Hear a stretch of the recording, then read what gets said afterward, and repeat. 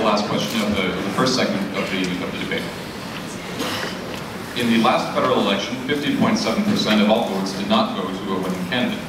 Despite the best intentions, the fact of the matter is most Canadians are represented by someone they did not vote for. Would you support reforming the voting method towards a more proportional system?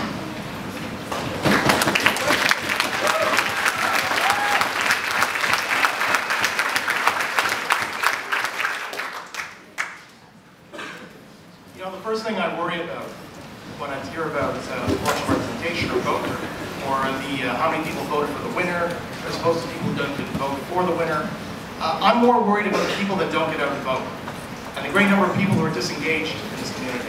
That's my first priority. We need to get everybody out to vote. That's not the question. That's not the question. I'm getting to the question. I get it. But in every question, every topic of this, we have to focus on voter turnout. Now, proportional representation, I disagree with it, and I'll tell you why. I like the idea that whoever is standing up on the stage, when you make a decision to run in this riding, there are tens of thousands of people who at the start don't agree with you. Paul Dewar didn't get elected with anything more than 39% of the vote the second time he ran, 36% the first time. You should know when you're an MP of Ottawa Centre, you stand on a razor's edge. There are tens of thousands of people ready to throw you out unless you work for them as much as you work for the people who voted for you. As an MP, I know that I'm here to represent everybody, not just the people who voted for me. Anybody who doesn't want to vote for me, you better remember that. Because I'm going to make sure I bring together every citizen in this community. At least when I make a decision, I'm going to explain it to you. I'm not going to get complacent. I'm not going to treat this as a safe riding. It can never be a safe riding, and it shouldn't be. So, thank you very much, and I hope I still get elected with 54.1% of the vote.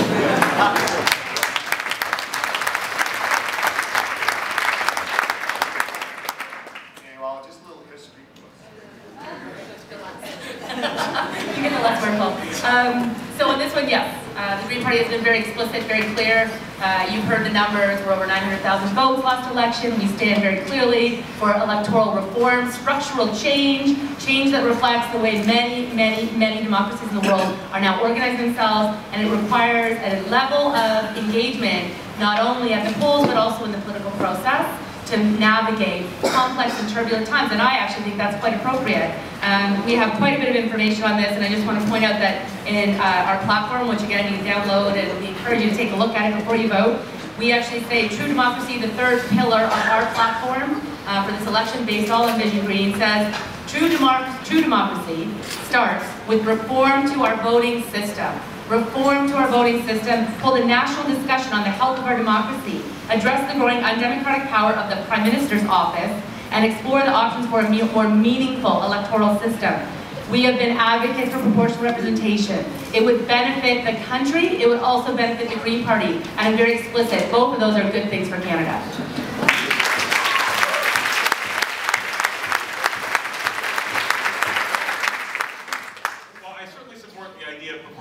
Representation. What I would say with a caveat, the critical thing I think in a democracy is that we do in fact directly elect the representatives that represent us.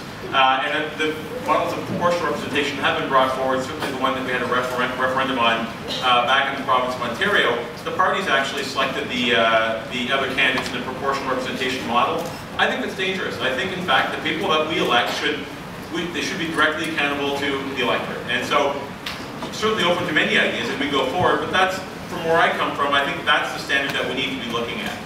On the issues of open government, I'm excited about some of the things we've been talking about the Liberal platform with regards to putting everything online. We've talked about the idea of online voting as a way to get more young people involved. So in fact, I think, we're looking at really changing democracy. Part of the way we do that is to simply make government far more interactive than what it currently is. And there's many ways that we can do that leveraging technology.